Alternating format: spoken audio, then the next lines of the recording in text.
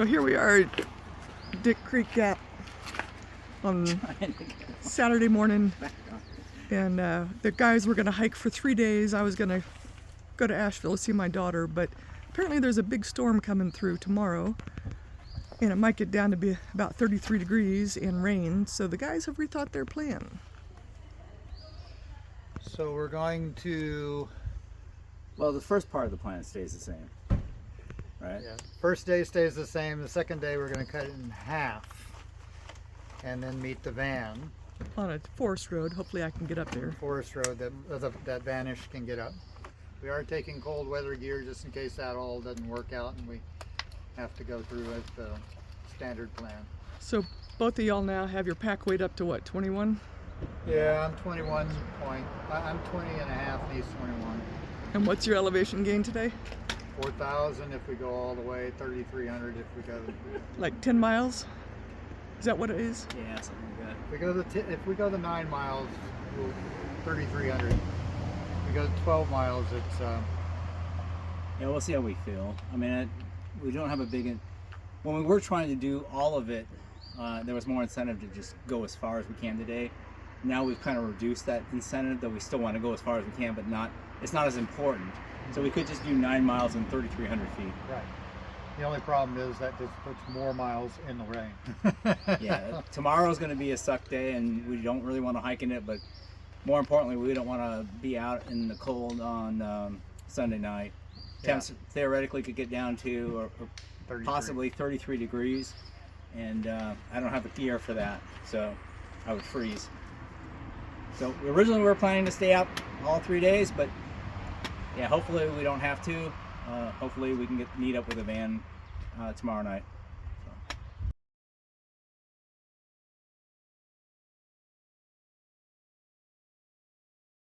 So. All right, welcome to day 10 with Chase Life.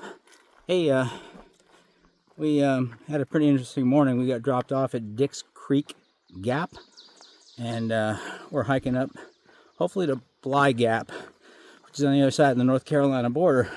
So looking forward to crossing a state line, our first one. That'll be pretty exciting. So yeah, I think the important part of this morning was kind of rethinking what we were doing. We met a Appalachian Trail ambassador, Fred, on the trail yesterday. Great guy, cute dog. And anyways, he told us, in his opinion, we should not be on the trail on Sunday because of the storm. We weren't sure, but talking to other hikers this morning and checking the weather reports, it's not looking good. And we can plan for a lot of things, but we didn't really plan. We knew that we would hit weather. We knew it would affect our plans, so it has. Apparently it's going to get down to about 33 degrees Sunday night. When we were at Springer, it was 39. I had every layer on I could, and I was still freezing.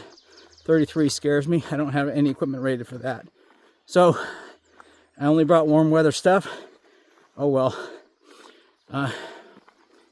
We now may meet the van at a Forest Service road tomorrow night before and get not tent camp tomorrow night.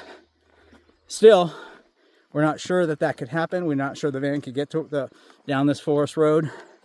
So we're bringing enough food for the entire 3+ days.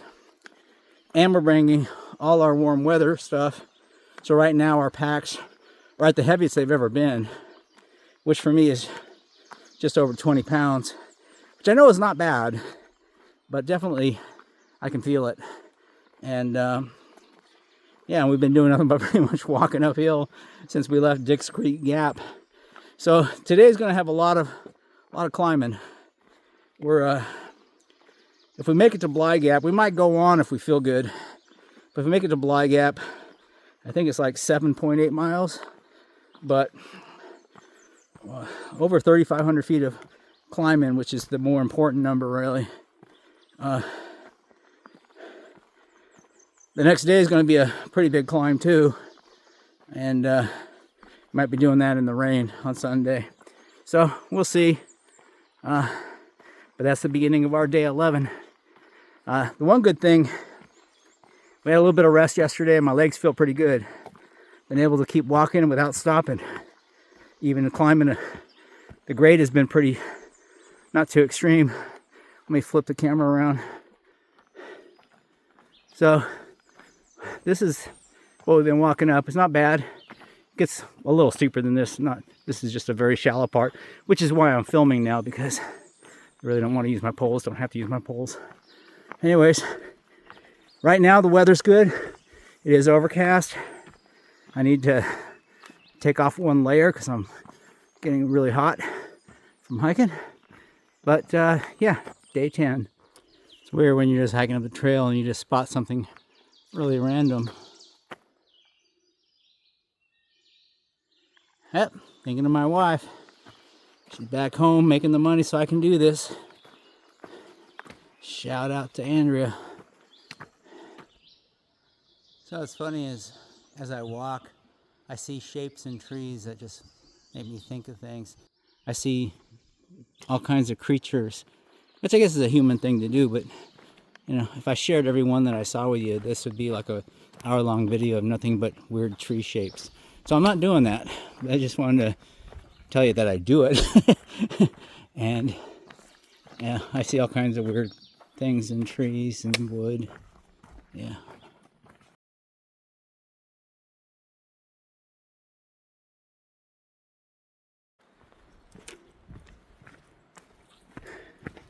So I feel so good right now in terms of my legs that we're just wondering if we can make it all the way to Bly Gap today, where the van is. Of course, that would have sucked because we could have slack packed and that would have made it a lot easier, but maybe. Yeah, I think it'd be a little around 16 miles. I think it's doable. We'll see. Walking down the trail and eating some of this Louisville vegan jerky. Farby's roast beef and cheddar. Looks familiar. And it's pretty tasty.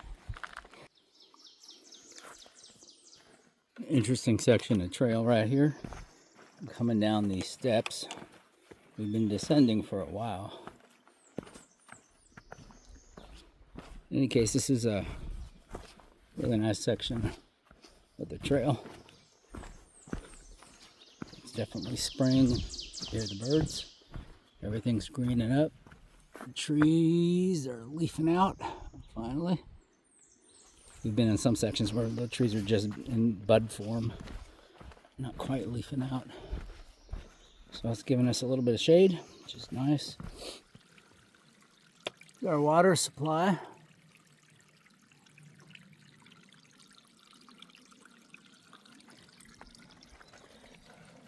I do not. I have peanut butter in my teeth.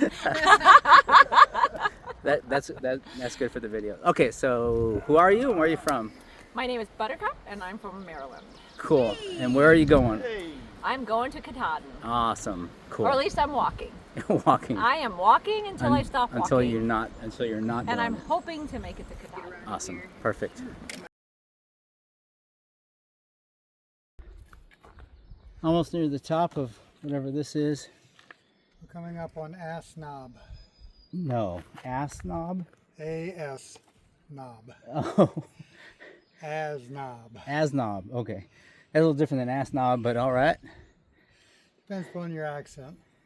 All right, we made it to the top of Ass Knob.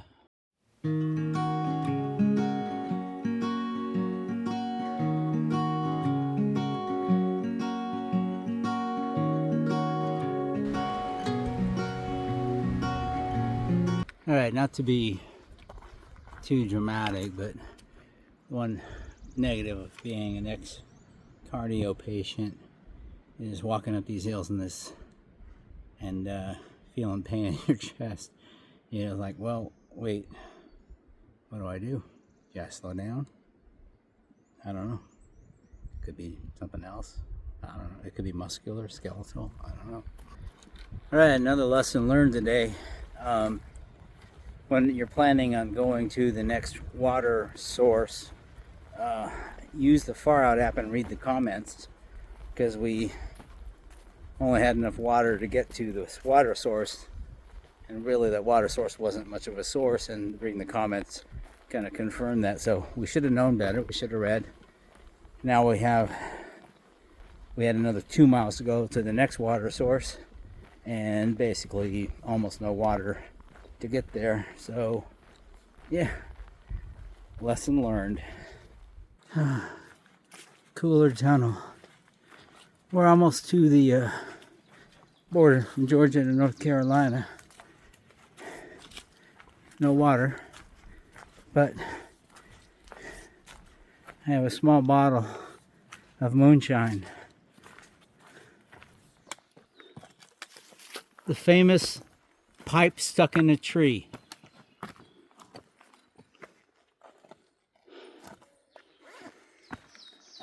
And what is this? North Carolina, Georgia border. Woot!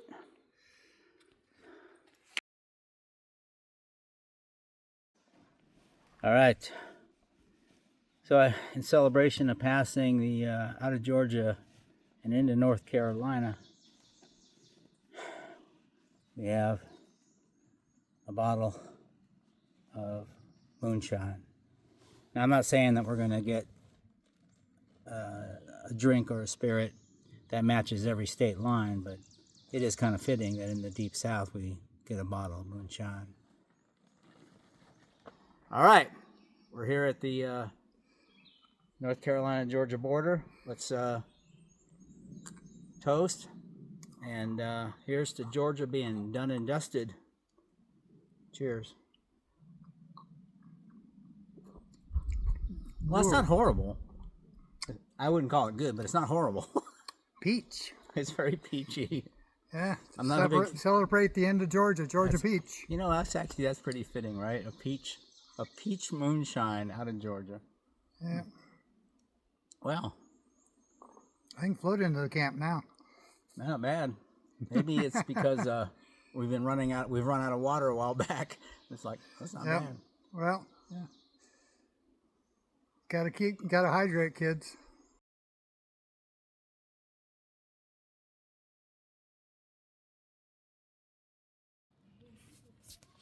More hummus, just reconstituted with water. Then we're going to add some olive oil. All right, so what we've learned since we've done this twice now, and this is much better, add water to the dehydrated hummus until it's the right consistency, then add the olive oil and stir, and that way it works really well. Do not add the olive oil to the dry powder and then add the water. It does not work. So I might finish this hummus off with a tortilla, but for right now I'm going to just dip these vegetables in there and have some hummus on carrots and celery. Yay!